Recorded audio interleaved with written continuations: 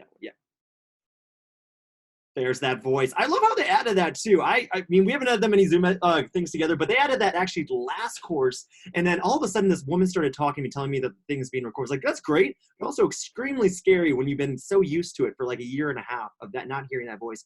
Whatever, personal thing, personal vendetta against the voice. But as you just heard, we are recording. So this thing is happening right to meow. Happy, frigid, cold Thursday, everyone out there. My gosh, walking to the car today and then opening the window to a small dusting. I went right back into my bed, did not want to move for a good extra hour until the phone started ringing. So I hope everyone's staying warm out there. To the people who are not in St. Charles, hopefully you're in a warmer area. If it's even colder, buckle up, stay warm, and let's get into this class. Happy day of conditionals and debugging. Lecture 2, you have made it a whole lecture. We are on number 2, number dose.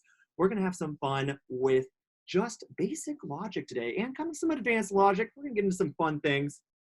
But as always, how we start off lecture is throwing it over to Clark. What am I doing? Clark, take it away.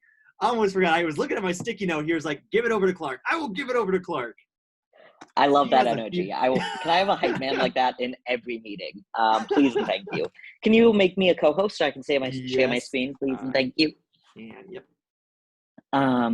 First of all, first things first. I noticed some questions in the channel and seen a lot of questions about assignments. So, big day, January 24th. That is the day assignment 1 in full is due.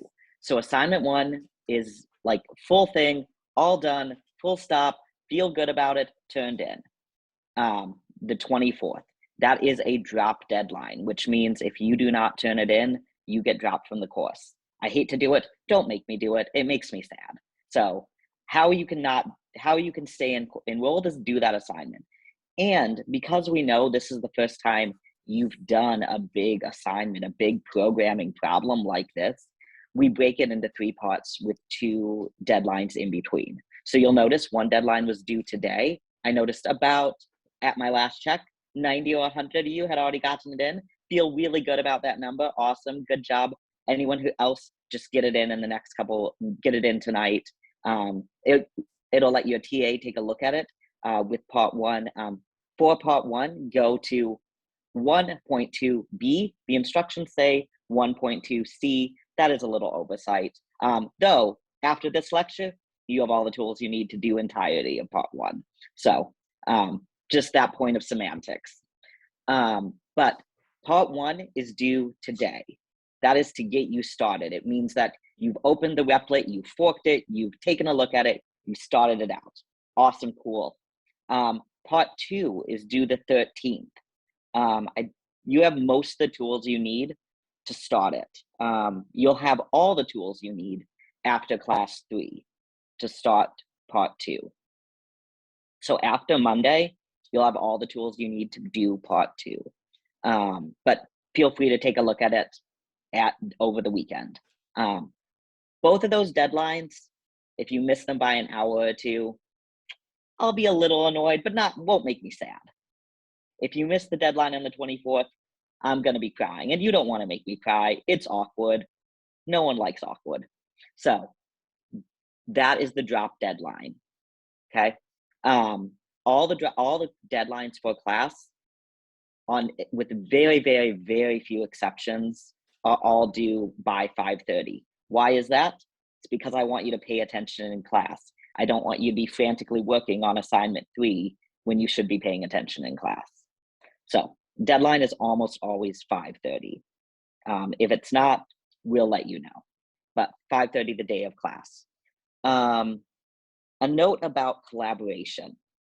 Y'all, the Slack workspace you all have is making me so happy.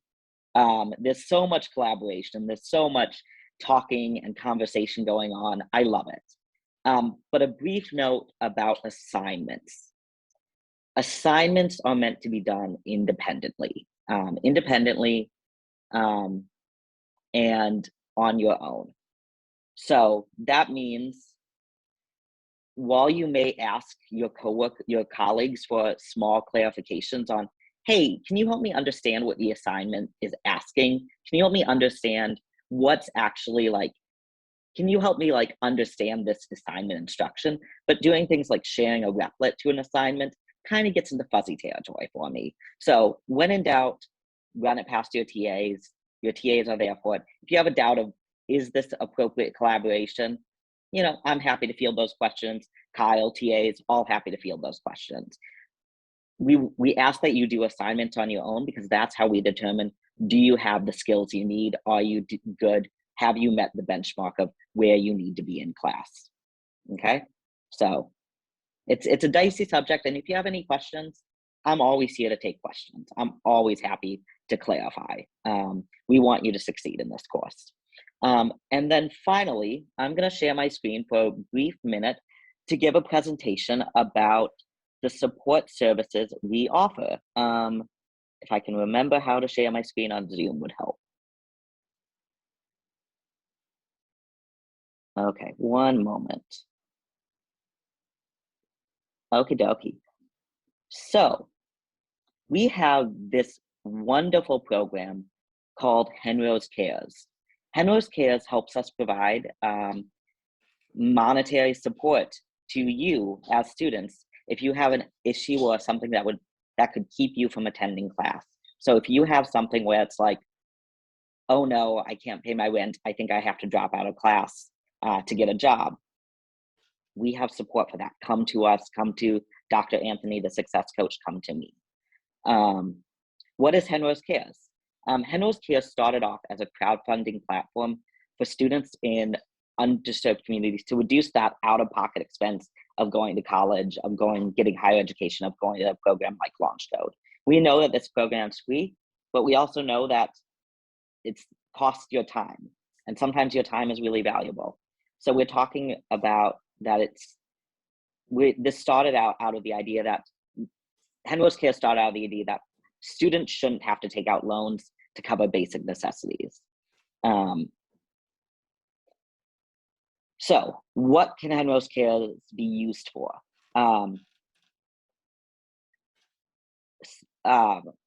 Things like food,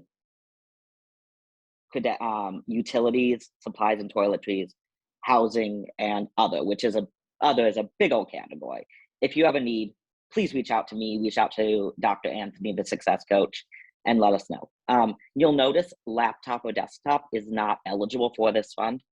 But if your laptop dies in the middle of the program and you don't have another means to do this program, reach out to me. We have strings we can pull. We can see what we can do. We never want something like monetary coming in the way of you being able to succeed in this course. So you can access the funds for a whole host of things, from things like food, utilities, housing, car repairs, things like that. We have all these things that we have these funds for, and that we want to be able to support you using them. So the process, this is what you need to know. If you think you're going to need these funds, first and foremost, notify me. You need to reach out to me. I'll determine what's appropriate channels for what you need. If you say you need something and we know we already have those resources without using Henrose Cares, I'll point you in that direction. But if Henrose Cares is needed, that's where we come in. You'll have a strategy meeting with the success coach. And that strategy meeting goes over Henrose Cares, where the fund comes from, checks your eligibility, talks with you through your eligibility, and goes through an action plan. Because we know we're not going to completely eliminate your need to have to work through LaunchCode. So we're going to have to talk through, what's this fund doing? How are these funds helping you? And how can you stay successful moving forward? You'll submit an app that's not that long. It's pretty, as far as applications go, it's pretty friendly. Your app gets reviewed by Henrose Cares. They determine if you're eligible, and they allocate funding. And after you get your funding, you'll have a follow-up check-in with the success coach just to check in on that action plan you created. So number one, notify me via Slack, and we'll figure it out. Number two, the strategy meeting. A couple of important notes. There is eligibility criteria. That eligibility criteria is attending the strategy meeting. We'd make you do that anyways. that your attendance is above 75%. If you're worried about where your attendance is at, reach out to me. I can always tell you. And that your assignment completion, that is graded assignments, that your graded assignment completion is above 80%, or you've worked with me to create a catch-up plan. Then you and the student success coach have that meeting, fill out that application together, and it goes to my boss, the VP of Impact, and Henrose Cares. They confirm your eligibility. And then they decide how much and how to allocate those funds. Obviously, you should use those funds for the same purpose you applied for. That should go without saying. And then finally, we'll have a check-in. So that's the general process. A couple questions that come up frequently. Can I apply to Henrose more than once? Not necessarily, but there are multiple things that you can apply for recurring expenses, such as utilities. So you can have utilities applied for several, like 3 months worth of utilities. What qualifies as other needs? I've seen them things like cars. I've seen things I've seen things, not cars themselves, car repairs, I should say. I've seen things like mortgage or rent payments, things like that. Final question, I could use some support, but not necessarily through Henrose Cares. Who do I contact? That's where the success coach comes in. Henrose Cares is not the only string we can pull. It's not the only connections we have. So if you need support, for mental health resources, for time management resources, for resources regarding care of a family, for COVID, all sorts of things, our success coach is there to help you do the research, to help you find those resources. So when in doubt, contact me. I'll put you in contact with the student success coach, or reach out to Dr. Anthony directly. We're all here to support you. I believe that's my last slide. So are there any questions? I should check lecture chat real quick. Are there any questions about Henrose Cares? Clark, I just want to remind, this is Dr. Anthony, I just want to remind everybody that the resource list has been uploaded in Slack. It's in the announcement channel, and it's in a channel called Resource List. Thanks for that reminder, Dr. Anthony. Yes, please use those resources that are available for you. Yeah, please review it, because there's great information in it. At a minimum, just review it, take a look at it. Any questions? And if you don't want to ask them in public, again, Slack, we're always on Slack. We're always happy to answer on Slack.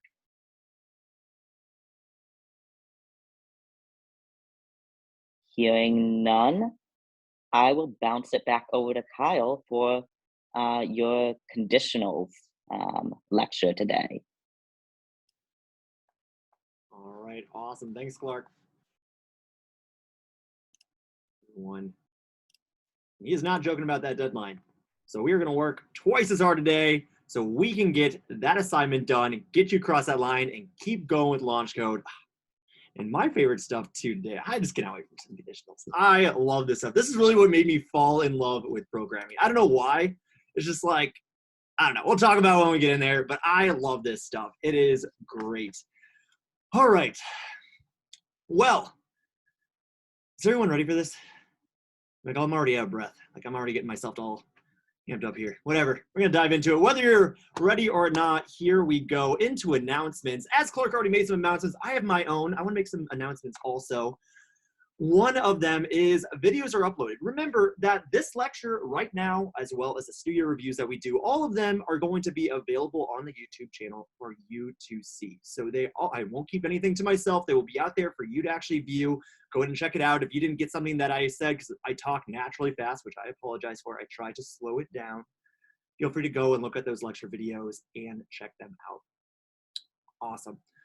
Continuing on, if you've already looked a little bit into it, we don't actually technically have a coding studio tonight. We're instead going to be focusing things on tasks, which we're going to have a guest speaker at the very end talk about a little bit about that. But I want to also offer that about 8 p.m. tonight, I'm going to be hopping back on this lecture chat here. excuse me, I'm gonna be hopping back on this lecture chat here just to answer any general coding questions that anyone might have. So if anything about the assignment, about exercises, studios, this guy will be right here, 8 p.m. Feel free to hop in there and ask any questions. If you want to stay in your small groups, feel free to do that. If you can't make it for whatever reason, always remember you can direct message me, and I can also try to help out with those questions. Or just ask your TA or any fellow colleagues as well. And then finally, one small thing, just remember to use Slack. I do see some notifications, and I'm not able to really look at them, but I do see some kind of chats in Canvas. If it's a question directly to me, which I've been notified directly of people trying to message me in Canvas, I'm not on there. So typically I don't have access to it readily. So if you do have a question for me, find me on Slack and then directly message me there. So my main point of contact in this class will always, always, always be Slack. So if you have any questions whatsoever, direct message me on there. All right, and then one more final thing too. I already gave you my announcement that this house that I'm currently in is always under construction. So I do apologize for that. But today, and also into the future, the wiring in here was from 1920. So sometimes I do have some faulty issues, especially with last class, that my router will just happen to take a vacation. So in that case, we'll be disconnected. In those circumstances, please give me at least 15 minutes on here. I know you have to wait for me to reconnect. So this beautiful house that was built back in the day can hop back online. That's all I ask. Just give me those 15 minutes and I should be back on. Worst case scenario, I'll Slack everyone from my phone, letting you know the circumstance. It's like back in the day when we all had to practice fire drills. In this case, it's an internet down drill, which is even worse than a fire, I feel like sometimes as a millennial. Anywho, let's get this thing going. Any questions before we hop into today's stuff? Anything at all? Some stuff here too. Nothing? We're hearing crickets. All right, going once, going twice, going 3 times. All right, let's do this. Let's see what we all remember. Again, we are one full lecture in, and from that one lecture, hopefully you feel this too, but I see we have learned a lot of material just from that first time. And we're gonna go over that real quick. So help me out here. Feel free to unmute yourself and yell it at me. When we are talking about computers going through code, how do they actually do it? What do we use? What are they doing? Which way are they compiling that code? Sequentially. Very good. Sequentially, sequentially, sequentially, one after the other. That's how tasks are completed in coding. So always remember that. If you're looking at your code, it starts at line 1 and it goes down. Fantastic. Keep going with this. How do we print something out to the output panel for human eyes? Console.log. Very good. Console.log. So in this one, we're going to say Happy Thursday, which I'm actually really happy because it's an old slide deck that it actually fell on a Thursday. So thankful for that. Happy Thursday. There we go. But help me out with this one. These 2 little things on the left and right hand side of Happy Thursday indicate what? It's a string. It is A string, literal. I like that. There's somebody in there's like, it's a string. Like, I know this 100%. Exactly right. It is a string, one of our other data types that we've learned. Continuing on. See it. I'm sorry. Numbers. I don't think we have a question just yet. I love the enthusiasm though. Let's keep going here with how would we create a variable for Happy Thursday called my greeting? Let my greeting. We would start with let. Very good. Yeah, and I already heard it too. The name of the variable comes next. So let is our keyword that says we're going to create this variable called my greeting. So the next thing after that is my greeting. Fantastic. What comes after that? Equal to. Say that one more time. I don't think I caught that. Assignment operator. What is the assignment operator? What do we actually call that? The equal sign. The equal sign. I love how you actually know the right definition, but we're just going to call that the equal sign here. Yeah, equal sign, and then in quotes, double quotes for this one, Happy Thursday. Fantastic. And Hannah, I see your answer there. Awesome job. Yes, this is how we're going to create that variable. Let's keep going. If we wanted to reassign my greeting, because thank God, tomorrow is Friday, how do we reassign my greeting to Happy Friday? My greeting equal to. Very good. My greeting, and I think I heard it, the equal and then Happy Friday. Fantastic, with those double quotes around it again, because it's a string. We always have to include around the string. But take a very close look at this. We are reassigning our existing variable, my greeting. When we do this, we do not have the let in that line. Because remember, let only lets us create the variable, not to reassign it. Yes. Once one variable is created, it should only be reassigned. And also not to mention too, that if we're creating variables, all variables must have a unique name. I could not create another let my greeting in my code here, otherwise I'm gonna get an error. So remember, your variable names also must stay unique. All right. But one question we didn't really go over too much here is that what if we wanted to not reassign our variables? This is one thing. So let lets us create our variables, but we can reassign it as much as we want, a billion times, whatever you want to do. It's your code, do what you want to do. But what if we don't want to reassign it? In this case, what we're going to be doing is that we're going to be creating something that is more constant. So for the code that we just created here, this reassignment, my greeting equals happy Thursday, and we reassign it to happy Friday, that's fantastic. As we go through the week, maybe we want to reassign our greeting. That's fine. Let's talk about something we wouldn't want to reassign. Say, again, dogs, gotta love them. Dog name. Once you have a dog, typically their name is not going to change. Once you have that very cute name picked out, you're never going to want to change it. You might have nicknames, but whatever, like Fluffy Theodore Roosevelt 5 is never going to change because that is like an adorable name. So there are things out there that we won't want to reassign. In this case, my dog's name throughout this entire lecture, Unit 1, Unit 2, and you're going to get tired of this one, dog's name equals Stark. I am a huge Marvels fan. My idol is Tony Stark, and therefore my dog, whenever I get them, will be named Stark. Boy or girl, Stark is unisex. I've already declared it. Anywho, dog name equals Stark, double quotes. But again, we don't want my dog name to change. So in this case, we don't use let when we're trying to create this variable. We use const, C-O-N-S-T. So const creates our variable, but doesn't allow it to be reassigned. This is a very powerful keyword here we just learned. So what if in my code, I'm like, no, Stark's gonna be reassigned to Toby, good old Toby here. When this happens, you're gonna get an error in your code. You are not allowed to do this. We are not allowed to do this, and this will cause a compilation error. So we cannot do this. So make sure if you declare a variable const, you remember that. Because if you try to reassign it later, we're gonna have a problem. So in this case, we do const, or we use const to keep our variables from changing when we want to do that. Real quick, we're gonna take a look at that. So we already said that we wanna make dog name const. So const dog name equals Stark here. And I just wanna show everyone this real quick. Excuse me. Const is gonna show up in blue and our lecture is gonna be orange because it is a keyword here. We're gonna run this. Everything should go smoothly. We don't have any console logs, so we're not gonna see anything on the right-hand side there. But real quick, if I try to do dog name equals to Toby, just to prove that I'm not blowing smoke, I promise, we do dog name equal to Toby here, we're gonna get this error in the right-hand side. What this error it says is that assignment to constant variable.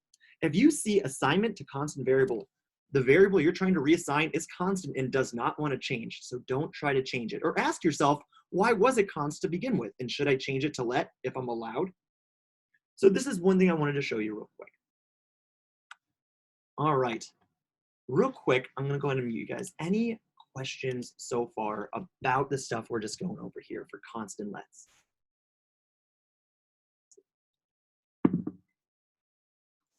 All right, I love it. Everyone's like, nah, Kyle, I got this. Come on, let's go. I'm like, okay, all right, just asking. All right, let's keep talking. Let's create more dogs for us. Help me out here. There we go. Let me see, make sure I do the right one. Awesome. Whew. What if I wanted to create this variable, dog's name is Stark? We already talked about this, but for the dog's name, for something like this, do we want to do let or const? Someone talk to me. Const. Very good. We're going to do const for the dog name. Fantastic. And we're going to say equal to Stark. Remind me, for Stark, double quotes, what kind of data type is that? String. Very good. String. Awesome job. All right. We're going to do one more here. The dog's age is 4. How would I create that variable? Let dog age equal to 4. Very good. Let dog age equals to 4. For this one, we say let because our dog's age every year will change. So when you are determining whether or not a variable should be const or let, ask yourself, does this thing change? When it gets to your age, unfortunately, we have to increment every year. When it comes to social security numbers, those typically do not change, so therefore we would make that const. Names, addresses would be able to be changed. So ask yourself, whenever you're creating a variable for some kind of data, does it change? And that will dictate whether or not it should be a const or a let. Finally, what is our data type technically in JavaScript for the value of 4? Number. Here we go. We call that numbers. Awesome job. All right, let's do one more variable here. What if our dog Stark here is a good boy? I'm going to go ahead and create this variable for us. A good boy on a good day, he will be a good boy. But you know what? Sometimes during potty training, he's going to have an accident, and therefore my variable might change, or the value of being a good boy might change. So therefore, I'm going to make this a let. And say let, and we're going to call it is good dog. Now, this is an interesting one. How do we create a variable that says yes or no? Is Stark a good dog or not a good dog? In this case, I'm going to say equal to true. Not yes or no, but true. We're going to take a closer, deeper dive into why I did this exactly. This thing that I just declared is something we call a Boolean. The Boolean is something that can only have 2 values, only 2 values. And those 2 values are true or false. That is it. It is yes or no, on, off. That is the only thing Booleans can be, true or false. So let's explore this a little bit more, this Boolean thing that we just discovered. We're going to bring in some dogs that we're going to talk about today. As you already know, Stark, my future dog, which this dog is already famous, I feel like, just like, you know, locally famous. Like, who is Stark? One day, this name will be assigned properly. We're going to have Stark in here, and then Stark has a best friend named Bella down the street. So for Stark, Stark's going to love Bones. I already have his entire personality picked out, don't worry. Loves Bones, while Bella loves a ball. So these 2 dogs have very distinct tastes, and they only want their particular toy. So now we're going to explore, all right, in this scenario, which toy should we give each dog? So let me ask that in a different kind of question, or more of a statement. If the dog's name is Stark, then I want to give him the bone.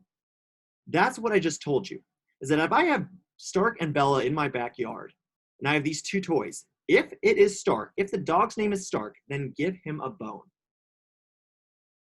And one quick question, or one more thing too, just don't forget that Lecture Questions channel is only for lecture questions. If you want to do general chat, please make sure that you're doing it in the lecture chat channel. So only questions, if possible, please, in the lecture questions channel.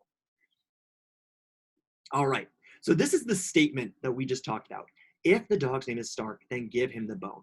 Let's dive a little bit deeper into this. We need to, again, translate these human-readable strings or these sentences into something a computer can actually understand.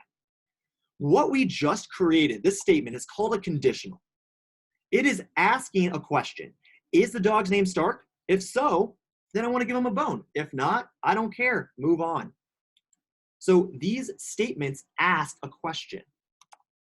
When we're looking particularly at what this question is asking, we dive right into here. If the dog's name is Stark. So let's actually work with that. So we're going to create a dog's name. So const, because my dog's name is not going to change, dog name equal to Stark. So right now we have a dog's name equal to Stark. Let's dive even further into this and see exactly what we needed to create to give Stark that bone. Now take a very, very close look at this statement. What does it start with? If.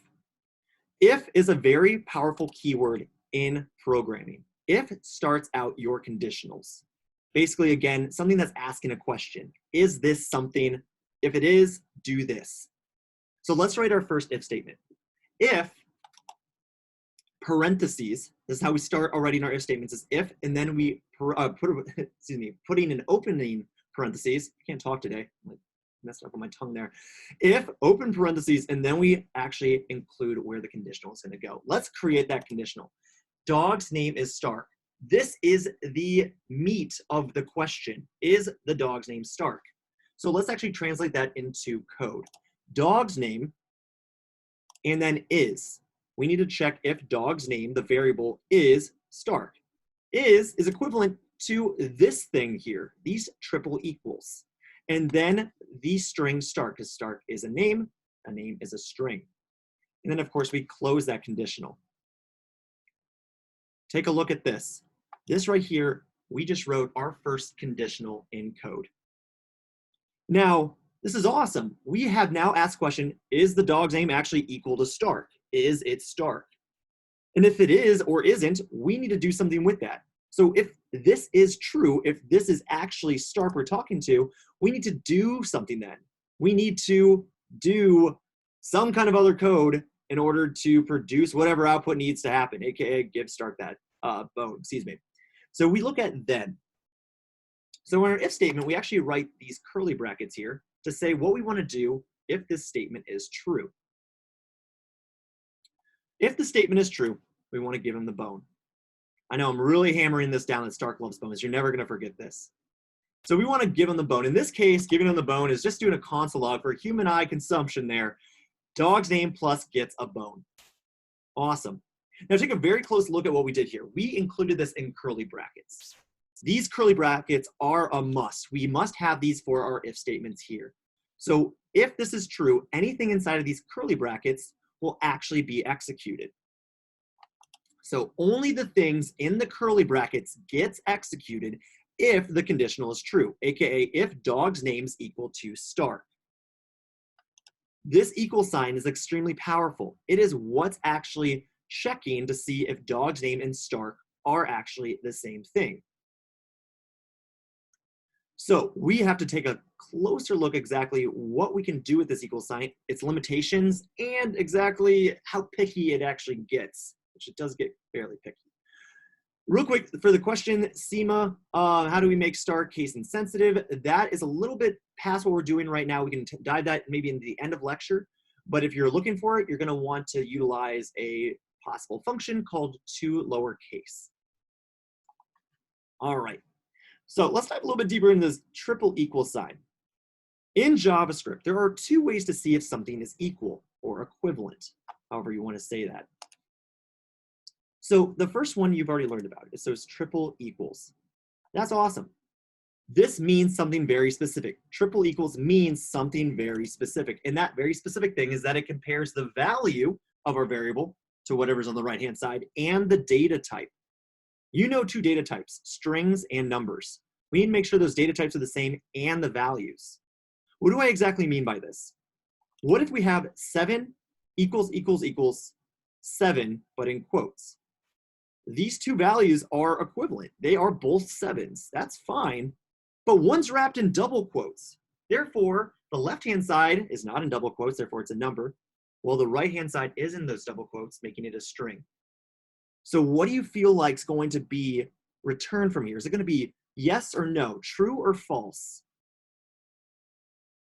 I see people shaking their heads. You're exactly right. This would be false here. Fantastic. So how can we actually make these two values? Just again, another reminder, lecture questions is only for questions. If you want to throw any answers in there, feel free to do it in the chat. All right, so let's take a look and see how we can make this number 7 and the string 7 equal to each other. Take a look at another one. We just knocked off one of those equal signs. This means something also. This compares only the value, not the data type. So when we bring up that 7 and 7, which one's in quotes there, making it a string, this is actually true.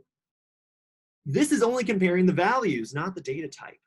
So this is how we can do a more loose comparison. So if you're wondering what are the two differences between the triple equals and the double equals, the triple equals are typically referred to as a strict equals. It's checking reference value and data type. Well, we have this more looser, loosey-goosey kind of equals on the bottom with two equal signs that only compares the values. So that right there are our equal signs. So I'm going to pause right here because we went through a lot of material there. So any questions from you guys? Anything at all? We dive a little bit more into if statements, but just want to give you a moment here. And also selfishly drinking water too. So for those if statements, it's always going to be like more than 1 equals. It'll either be the 2 or the 3. Exactly, because remember, what does 1 equal sign do? That is only for a reassignment or assignment. So when we're creating a variable or reassigning a variable, we use a single equal sign. Perfect. When we're trying to, yeah, absolutely. When we're trying to compare something, we do double equals and triple equals. So great question. Out of curiosity, how often does, I guess, a regular programmer use the 2 equal signs as opposed to the 3? Honestly, it's typically less recommended to do the double equals unless you are okay with data types being thrown around rampantly. In JavaScript, you can, as we've seen, you can program however you want, and JavaScript will just go with it. It's like, cool, that's fine, let's run with it. So double equals is putting even less safety into your code. That's why it's usually recommended to do the strict equals, the triple equals there. So to answer your question, not often, at least in my environments that I've been in, but I'm sure there's other situations out there that they do use it. But I've typically been taught, and I continue to recommend the triple equals whenever possible. Does that help out, Christopher? Yes, it does. Awesome. Right. Okay, so I'm going to look at yours real quick. Does double equals run through all permutations of data type for each operand and evaluate them if they are true? Because in console log, 0 equals empty quotes, 0 is only equal to if they've both been converted to the data type, right? So if you're asking if the run through all permutations of the data type, I actually don't know exactly what it will do on both sides. I believe it just compares by the reference and the value without the data type assigned. So I don't actually know. 0 and double quotes will technically be equal, I believe, because double quotes is nothingness and 0 is nothingness in Java. Therefore, they are equal. But we can also dive a little bit deeper in that at the end of lecture to kind of see more. I'd have to do a little bit of research to see exactly what it's doing in the back end. I've never been asked that question, so I like that. So I'll actually check it out for sure. So great question there too. All right, before we move on, any other questions out there? Anything at all? Everybody still with me? Gonna keep going. You guys want more knowledge? More knowledge? A little bit more knowledge? Less knowledge? Always more knowledge. Always more knowledge. Thank you, Dustin. All right, let's give you guys more knowledge. And let's talk about this triple equals just a little bit more and see how we can use it with more fun. All right, so we learned about the triple equals. Everything's good there. We know how to actually compare 2 sides, our dog's name to a string. We can also do it to 2 variables too, dog's name to dog's name 2 or something like that. Up to you. But what if we're looking at them not to be equal? There's a lot of circumstances out there that we're actually checking to see if 2 things are not equal. So let's explore that just a little bit more then. Let's talk about a dog's age. So we have Stark here, that's dog age of 4. We're gonna write an if statement here. If the dog's age is not equal to 1, then we want to say that's a full-grown pup right there. So what we're checking here to see if our value of our variable is not equal to something, and therefore doing something instead. So take a close look at that. We are checking to see if 2 values are not equal and therefore doing something. This is a common scenario. You're checking to see, okay, this guy is not whatever for whatever reasons, do this. And then whatever your code needs to go. For some reason, I can't think of analogies. Usually I can think of a decent analogy, but right now I'm getting brain block. I think I have like a stuffy thing going on. But anyway, we're gonna keep with the dog age here then. We're gonna check to see if those dog ages are not equal using this not operator. So we have an exclamation point equals equals. Right here, the exclamation point in coding is called or referred to as the not operator. So exclamation point usually means not something. So in this case, we're seeing if it's not equals equals. Now you might be asking yourself, okay, does this have to do with the double equals that we just learned about, or what's going on there? The question is, or the answer is no. What it has to do with actually the strict equals here. This, excuse me, yeah, we already saw that. So this is actually about the strict equals. So not equals equals is not strict equals. I'm trying to think of that. It's a strict equals, but not. If you do exclamation point single equal sign, that is the more loosey-goosey not operator there with that comparison operator. So let's take a little bit deeper dive into that. Well, actually, yeah, we're going to take a little bit closer look here. So what I'm going to do is that we're going to say our dog's age here is equal to 4. And we're going to actually write these if statements out. So I'm going to actually call for you all to help me out with this. What we want to do first is that we are going to try out that if statement that if the dog's age is, or excuse me, if the dog's age is not 1, then print out, what is it? Yeah, old pup. So how would I actually write this if statement? Help me out. What word am I going to start with? What keyword? If. If. Very good. If. We're going to start with our if keyword. Fantastic. And then what's next? Dog Dog age. age. Very good. Dog age. Awesome. And then looking at Not our equal to statement. equal to. Not equals Equal to awesome. equal to. 1. Equal to the number 1. Fantastic. Now we're going to just console log here because we're going to print that out. Just going to say old pup. Which of course not even that old, but you'll get it. So let's go and run our first conditional here in Replit. And I'm going to get an error there because Kyle forgot to put let there. Seeing if you guys are on your toes. Awesome job. All right. Ooh. Dog name. See, you are on your toes. Awesome. Double whammy there. Run. Cool. There we go. We got old pup. Awesome. Because our dog's age, which is 4 up here, is not 1. Therefore, we're going to console log that. Awesome. We just saw our conditional at work. What our computer just did is that it got our variable here at line 4, came down to line 8, and checked, okay, is dog age, which is 4 up here, not equal to 1? Is 4 not equal to 1? It is. Yes. True. Therefore, this code got executed.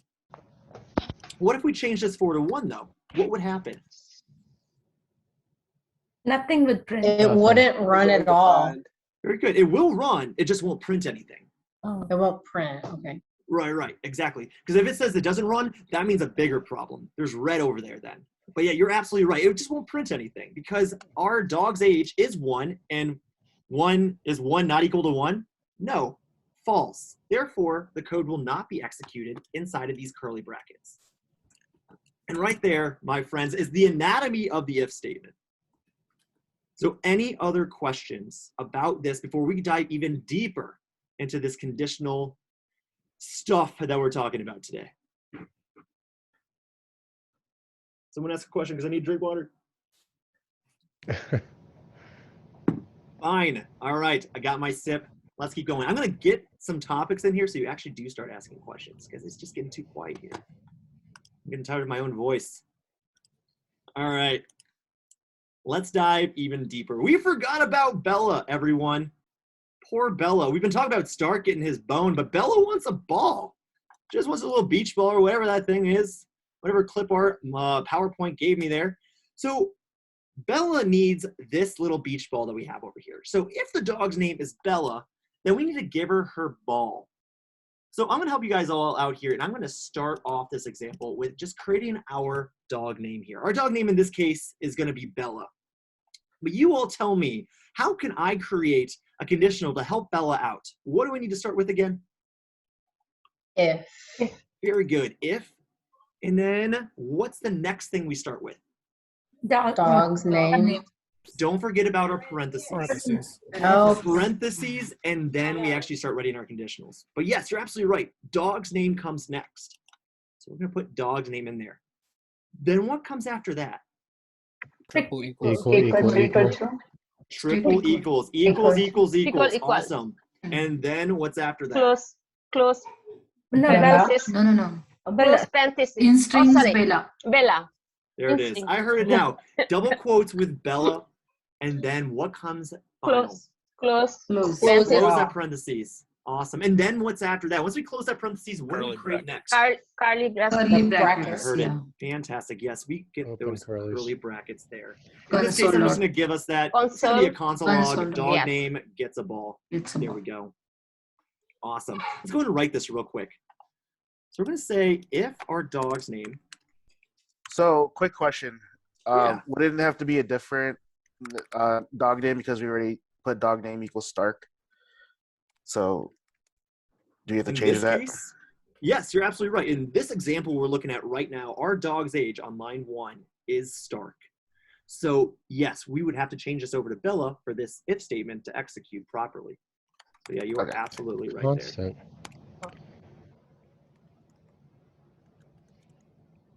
It's a ball. Awesome. There we go. Now, if I ran this, is this going to actually show anything to the screen right now? No. No. No. Error. No, there would not be any error, actually. So we won't have any errors there. If we run this, it just won't print out anything because this statement won't be executed and this one. Because this has to be true again in order for it to actually execute what's inside of those curly brackets. So in order to do that, so we can actually see something on the screen, what I just did is change line 1 from Stark to Bella. Once we do this, line 12, when we come down here, we'll say Bella equals Bella, both as strings, because we use that strict equals. So let's go and run this and see what happens. And there we go. Good old Bella now gets a beach ball. Fantastic. Good for her. All right. Any questions about this statement before we keep on going? I just had a question. Right. Yeah, what's going on, Jacob? So if you had the dog's name equal to Stark, I'm jumping ahead a little bit, but you tried to run it, would that be considered a logical error? So in this case, it would, if you wanted it to run, say our end goal was to get that Bella gets a ball, you're correct. That would be a logic error because that's more of a human issue rather than a compilation error, which may be a misspelling or variables out of order or something like that. So yeah, you're absolutely right. Awesome. Any other questions? But yeah, couldn't you just, I don't know, if dog's name equals Bella, Bella gets a ball, else if dog's name equals Stark, Stark gets a bone. Well, that's a fantastic transition into that, Jody. So we actually haven't talked about else yet. So let's keep going then, and we'll talk about a little bit more. So hold on to that question. All right, so we have our if here for dog's name equal to Bella. Awesome. So what if, and Jody, I love that. That was the perfect transition to throw at me. What if it was any other dog, we just give them a pat on the head? So if it's not Bella, then, I mean, you can't just ignore a dog. Like, the dog is just standing there with their, like, cute face and everything. You got to do something. So at least give that poor dog a pat on the head. So that's what we're going to do. In order to do that, as a dog barks, I love that. So if the dog's name is Bella, then we give her her ball. Otherwise, we need to give that dog a pat on the head. So we just give that random dog a pat. But when I said otherwise, aka all other cases, we use another keyword called else. This is for anything else. So if this conditional was false up there, then do this. That's what else does. So we're going to see that in action here. So the keyword we use at the very bottom of this is else. Now, if you ever ask yourself, can I put else above the if up here? Can I start out my if statements with else? No. You cannot. You definitely cannot. Yeah, very good. You cannot. You must always start your if conditionals out with if. Else is just a chain down there. You can do else if, but you cannot do else Well, we haven't talked if. about that either, but yes, you are absolutely right. You could do an else if, but you can never start out the conditionals yet with else. All right, so I'm going to go ahead and do a console log here and give the random dog a pat. Awesome. Let's go and run this. Right now we have our dog name of Stark. So what is going to be the output here when we run this? Who can tell me? Dog name. Get a pat on the head. Very good. Yes, because it's going to come down here. Is Stark equal to Bella? Even though they're both strings, the values are different. So it's a false. So in this case, we're going to get back, give that random dog a pat. Awesome. All right. So any questions about this else statement that we just talked about? All right, to dive a little bit deeper into this else statement basically means, again, otherwise do this. So we've learned so much about these conditionals. We start writing them using the keyword if. If that is false and we want to do something else, we use the else keyword there. And then we also always write our code within those if statements. If you're asking yourself also, does it only have to be one console log? Can I do more stuff in those curly brackets? You can write as much code as you want inside those curly brackets, as many lines as you want. Can we use multiple else ifs? But only one else, correct? Yes, you can only ever use one else inside of an if conditional. So you can only have one else ever chain there. You could not do two else's like this. You could not do that. No. Yeah. The way I think about that is, else if is another specific case, and else is all other cases. So you could say, if the dog's name is equal to Bella, then give her a ball. Else if the dog's name is Stark, give him a bone. Else if the dog's name is Bruce, I don't know, give him a pat. Jody, I like where you're going. Otherwise, I promise we'll talk about else's ifs in here in a second. We're only on ifs and else, but I like where the questions were coming with the else ifs, so I'm happy to address that. But you are absolutely right in that you can chain as much as you want down there, and they are different cases. Hence why else if does exist. So those conditionals can take on multiple cases at once. And if none of those cases above it are true, then we have that else statement we just learned about below it. So I love where your head's at, but let's keep going a little bit further here for deep dive. I do have a question. Yeah, Jody, what's up? Does JavaScript have switch case? They do. Yep, we're not going to talk about that today, but they do have switch cases. Ah, okay. Awesome. Yeah, switch cases is something you can definitely explore. It's a different type of conditional for anybody else out there who wants to explore it. All right. All right, so let's keep going here. Everyone, we have learned a lot. We have a lot of questions. You deserve to take a breath. Take it in. Breathe in, breathe out, right? Just have a moment for yourself, all right? We got a lot there. If your brain's not like warming up, I don't know what else to do for you because we got a lot of knowledge going through there. I'm just like blabbing on everything. I hope you have like 8 notebooks right now just of stuff that we've talked about, or at least 7. All right, I see one question here while we're taking our deep breath. Yeah, Annie, you can ask me after the presentation. We'll just talk about it at the very end of lecture. I'll stay on. Also, don't forget, at 8 o'clock tonight, I'll also have that review time, so just feel free to come in with questions. All right, is everyone full of breath now? Good, 100% again? Taking silence is a yes. Let's keep going. Let's play my favorite game, true or false. This is when I did the best on tests in high school. True or false, I was at a 50-50 thing. I don't know. Well, I still got pretty much C's, but it's okay. True or false, everyone? Help me out here. Const dog name equals Bella. Let this dog age equals 7. I'm just bringing in variables so we can work with them here. Now I'm going to bring out this if statement here. If dog's name equals to Bella, we would print out yep. And we have an else statement here that says console.log.nope. So we're either going to be printing out yep or nope. So in this case that I just printed out, what are we going to be printing out? Yep. We're going to be printing out yep. Very good. So we're going to say yes. It does because Bella, the dog's name, does equal Bella there on our first part of the conditional. So we're going to console log yep. Fantastic. Let's switch up this question a little bit. What if we have dog's name equals to Stark? What is this output? Nope. Nope. Nope. Good. Yes, it is nope. That was very confusing. Yes, it was nope. It is nope. So nope, that is what we're printing out there. Fantastic. All right. One more time, everyone. What will be output here? Nope. Yep. Yep. Close look. I'm hearing confrontation. Yep. Very good. Yep. I heard it. Yep. Yep. Green. It is yes. Yep. Or yep. Awesome. One more time. How about this one? Dog is 7. Yep. No. Yep. Nope. That's a string. Dogs is No.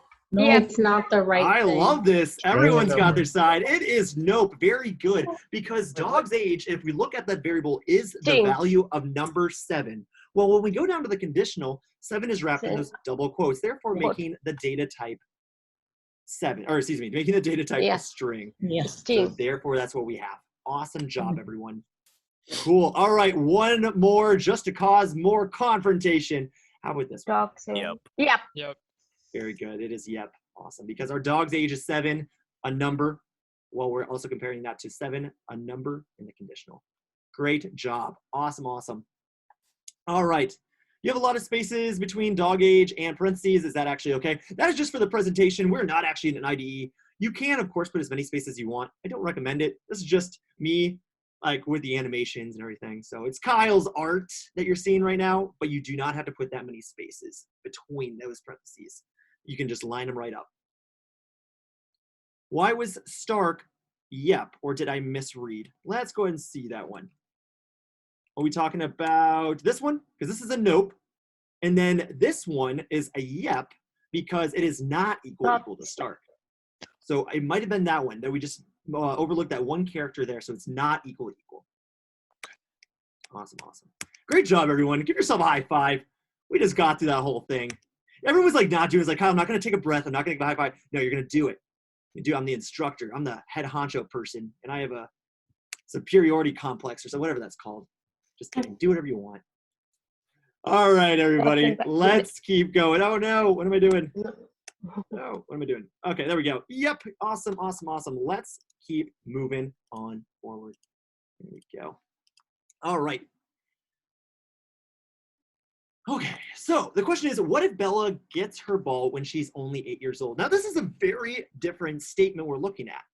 What if? We have the keyword if. So we have a very clear idea what we're going to be working with here. Spoiler alert. Bella only gets her ball when she's 8 years old. So this asks a lot of things in this one statement. What does the dog's name need to be? Looking at this statement, answer to yourself, what does the dog's name need to be? What does our statement want us to have the dog's name as? It wants us to be Bella. So dog's name equals Bella. Now look at that statement again. It's asking one more thing. How old does that dog need to be? How old does Bella need to be? When we look at the statement, it says 8. So this is another conditional. We need also dog's age to equal 8. And the caveat about this is that both of them have to be true. So both the dog's name Bella has to be Bella and Bella has to be 8. When this is the case and has to be 8, we include 2 symbols next to each other to indicate something very particular. So we want these 2 conditionals next to each other with 2 ampersands. And then we wrap this in an if statement here.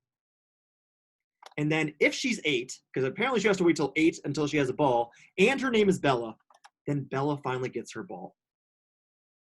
Now, the one thing is new to us that we want to explore a little bit more are these 2 ampersands next to each other.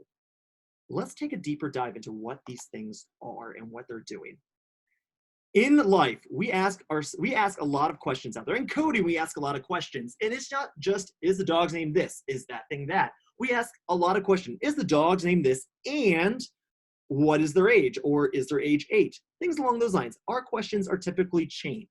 So therefore, multiple conditionals can be in one statement because that's how life is. We have a lot of things that might need to meet certain criteria for something to be true. So for these multiple conditionals in one statement, we need to be able to chain them together, just like how questions are chained together in one giant statement that we just saw.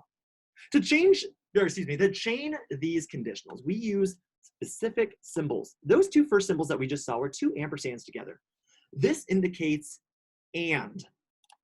The word and. So meaning that this and that have to be true in order for the if statement to execute, So this and that has to be true in order for something to execute in that if statement. But we know that ands aren't the only thing in there. We also have these 2 little pipe cleaners here. These 2 little pipe cleaners indicate another word. It stands for or. These are our 2 different symbols that we can use to chain our conditionals together, ands and ors. So this or that has to be true in order for our if statement to be true or be able to execute. So let's take a look at that exactly. So we're going to write that another if statement there. Dog's name equals to Bella. Or our dog's name equals to Stark. Then either one of them, because we know those 2 dogs, they're going to get a belly scratch. Because we know our 2 dogs there. So if Bella comes to me or Stark comes to me, I'm going to give that dog a belly scratch. In this case, only one of those two conditionals has to be true in order for the if statement to actually work. So I am seeing a question, how do you actually type the OR symbols? So the OR symbol, depending on your keyboard, is typically above your return key on the right-hand side. And you'll see a straight line just like that. So we're gonna actually go over here to our if state, or over to our replit, and we can take a look at that. All right, so we're gonna say, I'm gonna come down here to this if statement. We're gonna just go ahead and console log, or excuse me, comment out these guys there, just like that. So we're gonna write a chained conditional. So if, and we're gonna do the first example that we just saw, if our dog's name is equal to Bella, and our dog's age is equal to 8, then Bella finally gets her ball. Because her 8th birthday, that's when we give her a ball. Why? I don't know, but it makes a great example. Bella gets the ball. So there we go. If we run this, answer to yourself, are we gonna get the console log, Bella gets the ball back? Let's go ahead and run and see what happens. As we see, nothing printed out there on the right-hand side. And that's because of two things. One, our dog's name is not Bella, it's Stark, and our dog's age is 1. So let's go ahead and switch our dog age to 8. Stark just became 8. Happy birthday. Let's go ahead and run this again. We run it again and we see that nothing has changed on the right-hand side. This is because, again, we need both conditionals to be true. So we know that because dog age is 8, this portion of the conditional is true, but this one is not, because our dog's name is still Stark, as we see up here. So we have one that's false and one that's true. If statement's like, nope, doesn't cut it. I need both of you to be true in order to be able to be executed. So let's make that happen. To do that, we're going to switch Stark over to Bella. We're going to run that. And now we see we get the console log we've been looking for. Bella gets her ball. And that's because the dog's name is Bella and the dog's age is 8. All right. So what I'm going to do here is change the dog's name back to Stark. Again, we run this, we see we get nothing in the console. Now we're going to see some magic of the ORing. Instead of and down here, I'm going to replace on line 18 the ampersands with the 2 pipe cleaners there. Again, it's on the right-hand side of your keyboard, typically above the return key. You press Shift and then press it twice. This stands for the OR statement. So when we do this, answer to yourself, will this console log, will we see Bella gets her ball? The answer is yes, because we just switched up our conditionals here. We switched from and to or. So when we come down here, dog's name equal to Bella, is this true or false? The answer is false. Our dog's name is Stark, and we're trying to see if it's Bella. This is false, but is our dog's name age 8? It is 8. So though this is false, this one is true. And because this is or, if one of those cases is true, it executes the if statement. So if this or that is true, we execute the if statement. This shows both the ability to chain conditionals, but also the power that these just small symbols actually have in your conditionals. So make sure that you are always using the right ones when you are just trying to line up your logic, because just a small change from pipe cleaner to ampersand can make a huge impact. So really make sure that you know which symbol that you're using, and if it's the correct one. And how we can do that is phrase it in a sentence. If Bella's name, or if the dog's name is Bella and her age is 8, then do this. If you say and in your statement, use the ampersands. If you just happen to say or, then we use the pipe cleaners. It's a simpler way as we move forward in conditionals of how you could approach those kinds of problems. Of course, we also talked in the beginning of lecture, truth tables are also something if you want to try to do that. Am I going to go over truth tables? Absolutely not. Still do not like them from school. Of course, if you ever want to, feel free to direct message me. We're happy to go over truth tables all you want, but I do cut them off by 16 by 16s. All right, we're gonna go here into questions, and I'm gonna go ahead and mute everyone here. Feel free to yell at those questions at me. I hope there are more questions to yell at me this time. Should have at least upset one person out there. Who do I got first? So Kyle, I put a question in lecture because I wrote code with it, but because it was just easier to do it that way. All right, so can you also nest conditionals that using the ampersand there? Technically, you can nest the conditionals. That is an approach you can do. However, it is more recommended to chain your conditionals together in a single conditional. So though that is approachable, it would not be recommended. So you'd want to just restructure that to use the ampersands to cut yourself down on more lines of code, increase simplicity, and also reduce compilation time. So yes, you are able to do that. Just if you can, typically chaining is the better way to go. Unless you've got like 15 cases for Bella, in which case, yeah, I can see maybe. So even with 15 cases, if we're talking about just a single conditional, you still want to chain. Chaining 15 things is very normal. You're able to do that. You don't want to do nested if statements unless you have, there's other criteria out there to do nested if statements. It's if you want to do something inside of the if statement, if that's true, and if the second thing's true, but you also have a slight edge case in there also. So in the, excuse me, I don't want to get too much into that because we're gonna have to start. To answer your question, when it comes to the example you sent me, instead of nesting that, you're gonna want to chain. Just chain, okay.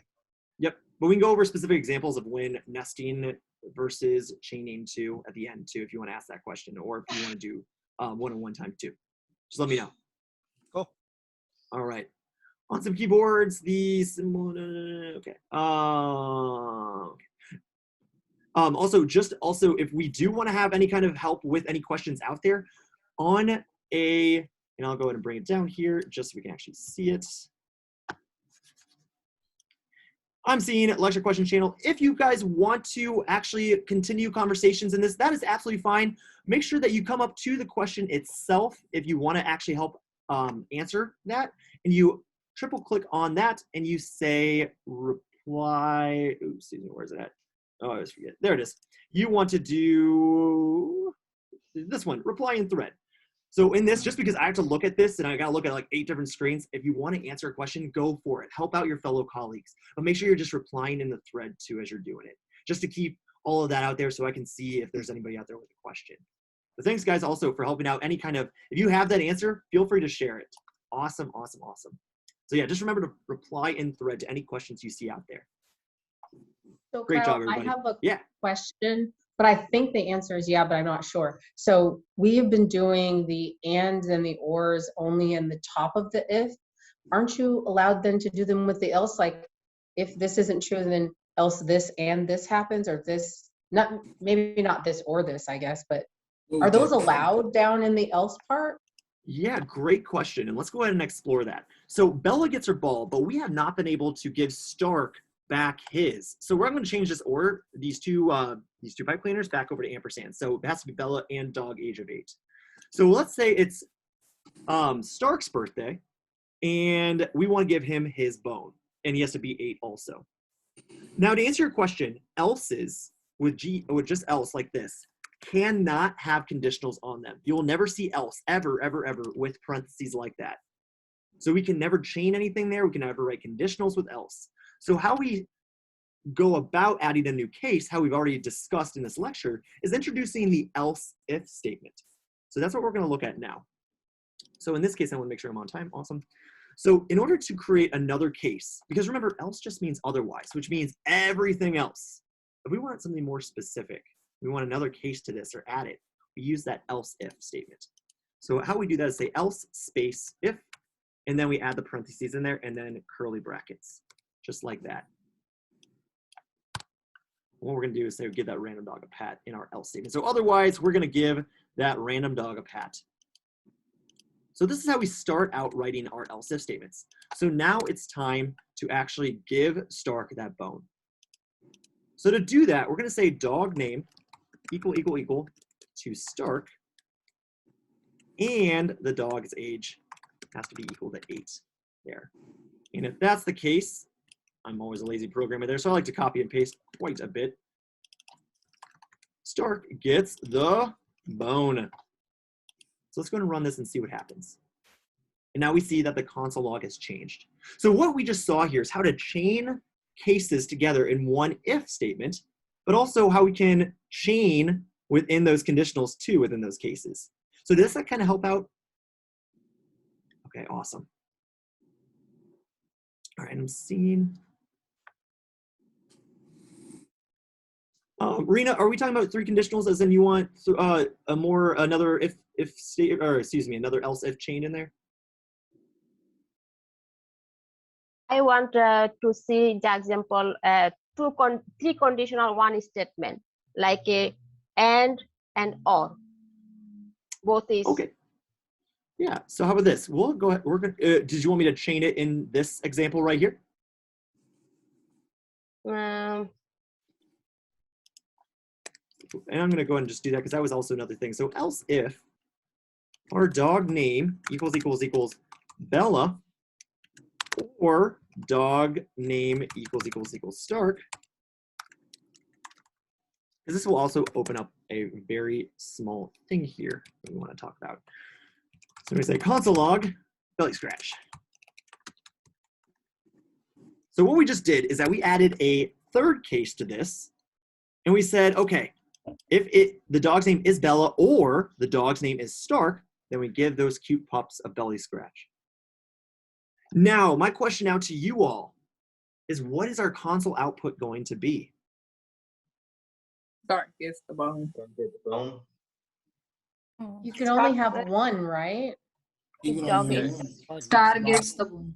It'll never reach belly scratch. Both belly scratch. Very good. Absolutely right. Awesome job, everyone. Yes, you were absolutely right. It will never reach belly scratch. Unfortunately, they only get one thing. They either get their bone, their ball, dependent, and also a belly scratch, but it's all chained in one.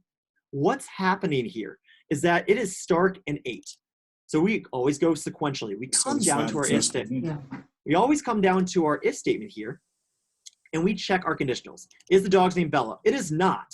No. So therefore, I'm like, okay, this is not a correct if statement. So I'm going to skip over this, come to line 20, and say, okay, my dog's name, is it Stark? Oh, it sure is. Yes. And dog's age is 8. Awesome. Yes, sir. All right. So I'm going to console log Stark gets the bone. And that's why we get that output.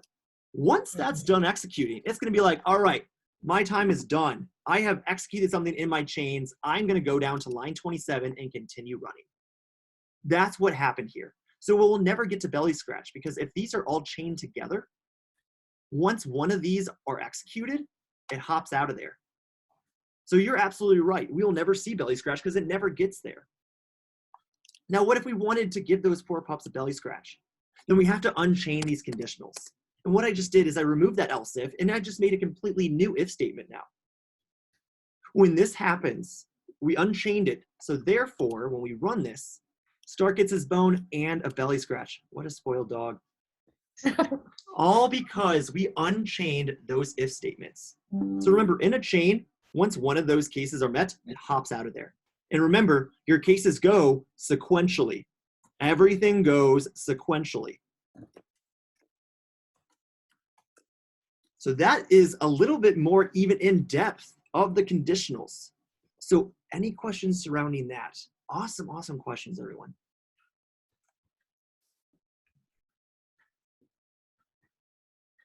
So it's not the curly parentheses that break the chain, it's the keyword if. So yeah, if starts it out. Think of if statements as a 2-piece thing.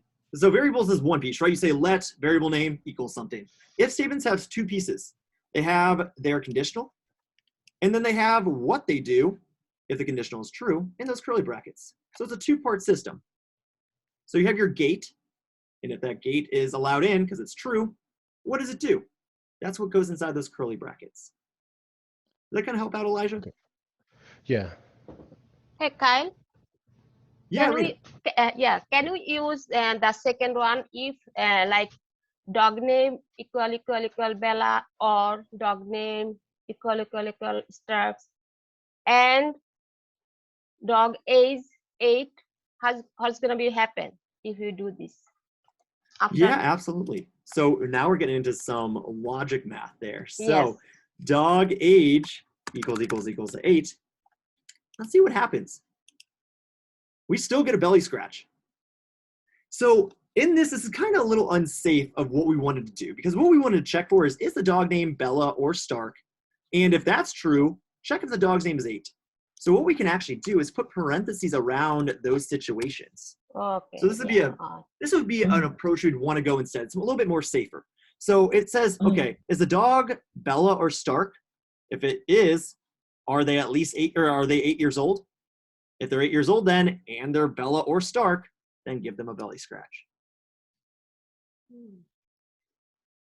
So this right here is even more complex conditionals that we can get into and how we can chain things and also use parentheses to kind of isolate them to check separate conditions. Well, we're about to check other conditions, and yes. Welcome to lecture number 2, everyone. So Kyle, yes. Where does the second, so in line 24, you have 2 parentheses to start, and then the 1 parentheses ends, but where is the other dog? So dog yeah, sorry age, about that. It was a I'm little confused condensed. about why there's 2 parentheses.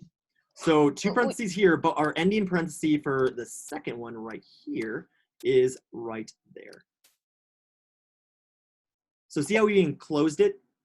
What this is doing is checking a case within a case. Caseception. So dog name equal, does the dog's name equal Bella or Stark? And then we check, and is the dog's age 8? So if those cases are true, then we're able to give that dog a belly scratch. Would you be able to shorten it and take out the parentheses by just getting rid of the second dog name equals and just have one dog name equals Bella or Stark? So unfortunately, you cannot do that. So you're talking about that kind of shorthand? Is that what you're talking about? Yeah, that's what I was talking about. Yeah, so no, you're not, unfortunately, JavaScript does not allow you to do that. You must tell them what variable you're trying to check against always. Thank you. Yeah, absolutely. Great question. I had a quick question about how Replit was set up. I saw earlier you had copied and pasted something. Or are you only able to do that from within Replit? Because I was working on the study one for like one of the old assignments, and I wasn't able to copy and paste like the data or the numbers into it. Depends. What did I copy? I'm sorry. Can you remind me? What did I copy and paste? Yeah. So you took one of the lines further up. You had like just copied and pasted like the console log. Oh, okay. I mean, what I'm doing on my side, I don't know if they should allow you to copy that. So you're looking to copy. Oh, okay. Okay. Right I was click just if you curious want. if you could do it. Okay. Yeah, you can. I do Control C. I do shorthand, but yeah. I will Okay. tell you that I am able to copy and move around code in Replit. In fact, I can copy because I do all my testing locally because of the accessibility problems with Replit. So I can copy code from VS Code that I write and then paste it into Replit. I can do that. So. Oh yeah, it definitely, yeah. The IDE definitely has full copy paste capabilities. So yeah. Okay, gotcha. Cool. So Kyle, just now, a couple examples ago, you removed the or and dog name. You removed dog name after or, and then I saw you just quickly shorthanded reinserted dog name. So how did you actually do that? Are we talking about? Sorry, remind me a little bit about that. So what line are we looking at? Is it Control So, C? on line Control 24, there was a question of, can we just put dog name equals Bella or equals Stark, and you deleted dog name and then you quickly just reinserted dog name. I know what he's asking. Yeah, so I reinserted it because it was not viable. So my answer to that question, can this be done, is no, it cannot. If we run this right now, we'll see an error on the right-hand side. Well, yeah, I understand Replit does that. My question was, he's instead of you asking how typing is it out. Oh, I'm sorry. Yeah, Control So Z. that's an Control Z. That's an undo. Control Z. Yep. Control Undo. Z. Undo. Also, Command Z for Max. Also, I've noticed if you start typing code, it will auto suggest, like if I start typing a variable name, it will auto suggest the correct variable for me, and I could just hit enter and it will paste it. Yep, absolutely. So yeah, that smart suggestion will help you out definitely in the long run. So definitely utilize it. It also available. adds parentheses and quotes, and it adds brackets and all sorts of things. Absolutely, yep. It helps you out as much as it possibly can, but always double check its work. Yeah, I do. All right. Awesome, guys. All right, we got to keep moving forward here. I love all the questions. Remember, bring it back at about 8. If you do have more about this, I'm happy to dive deeper into conditionals. But because our time is equal to almost overtime, therefore we need to continue going. So let's talk about some truth in coding. As you all probably know by lecture number 2, errors do happen. We will not like the color red by the end of these units, probably even by the end of lecture 4. So let's talk about how to deal with them. I forgot to get my screen up here. There we go. So we're going to talk about 3 different errors today. We're going to take a look at those. So we've already seen some in the first lecture. We actually didn't see any of this lecture, which, by the way, is not a real thing. Like, I get errors all the time. I am absolutely human through and through. So we're going to go ahead and take a look at what happens when we get those errors. The first one we're going to look at is the syntax error. Now, syntax error is one that will be caught when you press run before compilation. So there are 3 steps. I'm going to compile code, which means the computer's going to read your code and build the program from it to run it. That's compilation. And then you're going to have when it's running, during runtime. So you build your stuff, you run your stuff, and then you look at what that stuff did. There are 3 steps to every program. So syntax errors, once it's going to be caught during when we're building the stuff, when we're actually compiling. So syntax errors are things that we possibly have seen. When maybe I leave out let, and I say my var equals to, or like I say equal to 0 or something like that. Actually, that would be, yeah, something like that. So if we run this, you're going to get like a small little syntax error saying, oh, I shouldn't have done a double equals there or something like that. If I do a triple equals or something like that, it's like, what are you doing? Like, no, that is a conditional operator. You don't want to do that. What you want is well, it won't tell you that, but what you do want is a single equals. But what it will tell you over here is a lot of information about your error. Now, this one's simplistic because we're looking right at it, but there will be times where our code gets a lot larger and we need to find our error with more simplicity. So we're going to take a look at this here. So it says syntax error, unexpected token, triple equals. It means that basically the compiler is saying, what are you doing with this? I don't understand. This is not supposed to be here right now. And it's like, okay, that's fine, compiler, calm down. Where is it at? The compiler also tells you that too. It tells you up here. It says it's in the file index.js, which is, by the way, what we're in right now, at :8. :8 denotes something very, very specific. It is the line in the file. So :8, or just 8 in general, means line 8. So we come down to line 8, and we see that's exactly where our red squiggly is at. And it's like, great, I will change this to what I need it to be, because I'm going to do it as a single equals. When I run this, our code goes, or excuse me, our error goes away.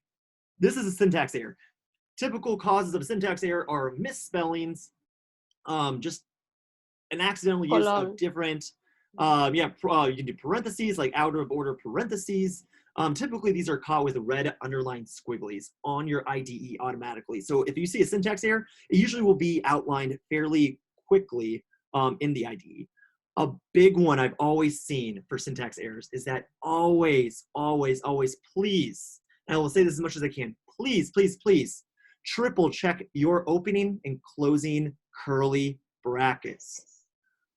Always, always, always double, triple, quadruple check your opening and closing curly brackets. Missing just one of those will cause these syntax errors. And not only that, it is the biggest headache students typically face when in code. So please make sure you are always counting your curly brackets. Make sure everyone has a partner, opening and closing. Awesome. Let's go ahead and talk about a runtime error here.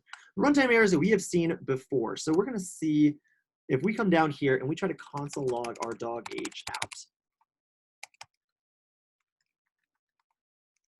Just like that. If we try to console log this dog age out, what we're going to get is a runtime error. What a runtime error is, again, we build the program, then we run the program, and then we see what it does. This is after or while we're running the program, an error was encountered. That is a runtime error. So we see a reference issue. So runtime error is going to be more specific. It's going to say what kind of runtime error is it going to be. This one is a reference error. Dog age before initialization. We've seen this in the last lectures because, again, we go sequentially. So dog's age was being used before it was actually created using that let keyword. So this is an example of a runtime error. It's one of the more common ones that you're going to be dealing with as we move forward. So any questions about a runtime error before we hop into the last one? All right, let's hop into the last one. The final one is unfortunately the most common of all programs, and it plagues myself and all coders throughout their life. No matter how good you think you get, we will always be plagued by the logic error. And the logic error is the human mistake. For example, we saw it earlier today. If I want Bella to have her ball, and I come in here and I accidentally put an or here. So if it's the name Bella or the dog's name is 8. As we see up here, dog's age is Stark with the dog's age is, did I delete that? I deleted that. Let dog, and the dog's age is 8 there. The name has to be Bella or the dog's name is 8. I don't want that because I want to give Bella this, but I just did a small mistype or an overlook. So Bella gets the ball, even though it's Stark that has the dog name. This is a logic error. It's just oversight or human error while we're programming something. Even though there are no reference errors, there's no runtime errors, there's no syntax issues, there can still be just a mishap in our understanding of how the program would have executed. So these are not only the most prominent, usually, but also the most tricky to find and figure out. And this is where that fun critical thinking comes in as we move forward in our assignments and lectures and exercises, are these fun logic errors. Kayla, is JS only read/written in English? I looked that up the other day, and actually it looks like it. There might be transpilers out there for any other language, but you can always write your variables in any other form you want. But it looks like it is typically English, but there might be exceptions out there. My information could also be dated, but from what I have an understanding with, it's very interesting, but it is English. What does 313 mean? That is a great question. Let me actually go back and do that. We'll go back to that one. 313 is kind of what we talked about with the syntax error with an extra little caveat there. So here we see 413 now on index.js. Again, it's telling us where our error is located. The first number is the line. The first number is the line on line 4. And 13, though it's not always necessary to use, it is even more specific. It tells you the exact character that the problem occurred with. So right here at the first D, it said, nope, dog's age has not been initialized yet. Get out of there. And therefore the error was produced. So that there is the runtime error, in this case, the reference error specifically. We'll get more into errors. We'll see more types of errors as we move forward with the class, but this is giving you an introduction to those genres of them. All right, so we're a little over time here. So again, I'm gonna be open at 8 o'clock tonight. So for this lecture right now, as we are sitting, we are finished. So don't leave yet, don't leave yet. We still have our guest speaker at the very end. So thank you everyone for going through with me, but I'm gonna turn it over just for a little bit longer to Dr. Anthony, who has a great announcement for us. So Dr. Anthony, are you still on the call? Yes, I am still here, thank you. Absolutely. All right, so because we don't believe in wasting any time, I'm gonna get right into it. So in the beginning, we like to talk a lot about goals. I know you probably heard a lot about goals already from your TAs or other members of Team Launch Code, but we want to bring this out in the beginning because it's important. With close to 200 participants, we know that lives are different, things are different, but goal setting works for everyone typically. Even though it doesn't look the same for everyone, it is something that's going to be important as you progress through. And our goal is we want everybody to be successful in this. You have colleagues, friends, and family members that set goals. So we know goal setting is something that you are familiar with in part. But we want to dust off those SMART goals. We want you to think about it and reflect on it early, right now, in the beginning as we have started. Through my professional journey, goal setting has been very important for me as well. So we want to talk a little bit about SMART goals, right? SMART goals can make a difference because you can use them through various parts of LC 101 as you proceed. So if you're remembering correctly, SMART is defined specifically as S specific, immeasurable. I know it's all coming back to you. A is attainable, R is realistic or results oriented, and the T is for time bound. And a SMART goal is actually a statement of a measurable goal that you should be setting or thinking about for yourself as we proceed through LC 101. Because the objective for us is the LC 101 participant will be able to create and use SMART goals to support their success to the course completion. So it's specific and it is personal to you. Next slide, please. Right, so the case for SMART goals, why they're important. You have got to unpack the SMART goals so it works for you. And there's a formula for doing it. It actually makes sense, and I can help you with that as we go forward when you reach out to me. Because a goal without action is just a wish, right? Wishes are not gonna work for you here. Setting goals for yourself, personal goals for yourself. Almost 200 people should work for you if you think about it and you use this SMART development to kind of think about what you want to do. Next slide. So when thinking about LC 101 and goals, reflect a little bit on the 5 W questions. What is it that you want to accomplish? Again, we want everybody to get to the finish line. What goals are important to you? Not everybody's going to have the same goals as far as the other elements of life, but we believe and we want everybody to be successful and get to the end. Who is involved? Where is this thing located, this LC 101? And which resources important or limits are involved? And some of those things that we're going to support you in and help you with. Next slide, please. So the case in general for SMART goals is they should be linked to you successfully completing LC 101. You want to think about and address understanding the coursework, very important. Clark talked about that in the beginning, turning things on time, very important. Getting support if you need it, asking questions with, of course, Mr. Kyle and your TAs and all of these wonderful team members that you have here to support you. Your environment.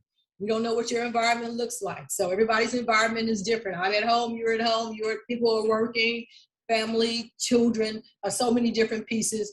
And what do your personal out of class needs look like? What does that look like for you? Again, as you think about this team and setting goals for yourself. Things like daily living, again, family, work, commitments. Your goals should address you again and be written in specific terms. Next slide, please. So why SMART goals? The quality and the appropriateness of using SMART goals, they're directly linked to your success in this environment. Next slide, please. So let's unpack and talk a little bit about the SMART goal. What do I want to accomplish? Next slide. So it's got to be specific, right? Something about you to a particular skill. Clearly, there are different levels of skill. That's great. I love it. It's awesome. I love listening to everybody. What event? Coming to class. Are there things that are challenging you with getting here at 5:30? I don't know. Maybe that's something we should think about because, again, people work, right? Any behaviors, is something that you need to change. Do you procrastinate? Sometimes we do. We've all done that. So think about those things like that might impact you as you move toward success. Next slide, please. So it should be measurable. So when you set a goal for yourself, and again, I can help you with that if you haven't started or done a little bit about that, it should answer questions such as, how are you measuring that skill, right? That event. I have to pick up children. We love dogs. I have to take my dog to get shots. Events. Are there meetings or things outside with family? Birthdays, weddings, going to church. Are there events that are going to impact you? Are there actions or behaviors, again, that you thought about as you set your goals to completion in LC 101 STL? To what degree or level should you, the participant, be able to perform these skills, participate in our events, the lecture chats, the lecture questions, any actions that are required for you? I saw a couple of pieces of information about things that you need to turn in. And again, those behaviors and how you're using your behaviors to make you successful to move forward and again, to get our support with Clark and myself, and again, this entire whole team. Describe the quantity, quality, time measurement for achievement of these different aspects: skills, events, actions, and behaviors. A measurable goal should address questions such as how much, how many, how will I know when it is accomplished? Clark talked a little bit about grades, right? 75% attendance, right? 80% should be what you should set your goal for in earning a grade on your assignments, if you will, and what you turn in. Next slide. So as you think about your time here and as we move forward, do you feel like the goals that you're setting for yourself, even your being here, is something that is attainable, right? Can you reasonably accomplish during this 20-week period of completing LC 101? Yeah, we want you to. Yes, yes, we want to help you.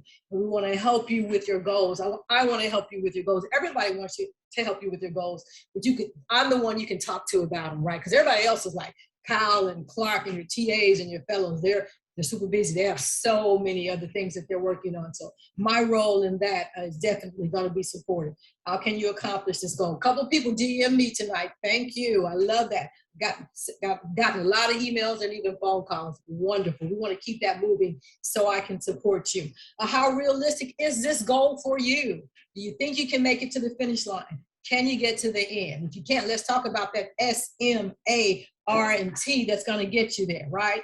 Talk about other constraints. We talked a little bit about financial factors. Reach out to Clark, reach out to me regarding those, okay? Have you inquired about support systems listed on that resource, a list channel that I've sent? Some of you have. You've already reached out to me. Next slide, please. And results oriented. Answer these questions for yourself as we think about and you think about your goal. What is the end result? What do you expect to see when this goal is achieved? I've heard from some of you a lot of great things. Employment, being a better programmer, coding, sharing this, being a part of this wonderful cohort. What specifically will the participant you need to do to accomplish this goal? How will your mastery be measured? Well, we know about 80%, right, or higher.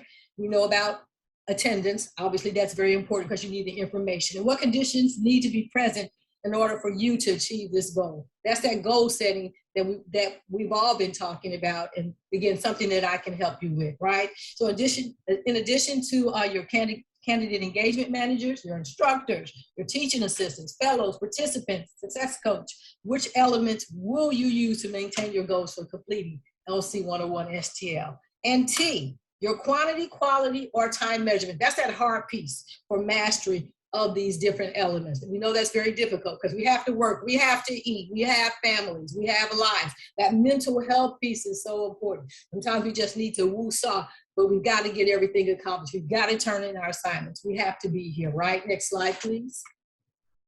So when thinking about LC1, your goal, reflect on the 5W questions. Family. What do I want to accomplish? How is that impacted by my family? Why is this goal important? You, your family.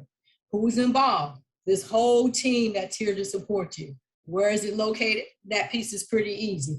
And which resources for you are limited? What are those things that are involved where, again, we can help with you? Emergencies, those external factors that Clark talked about that I can help you with.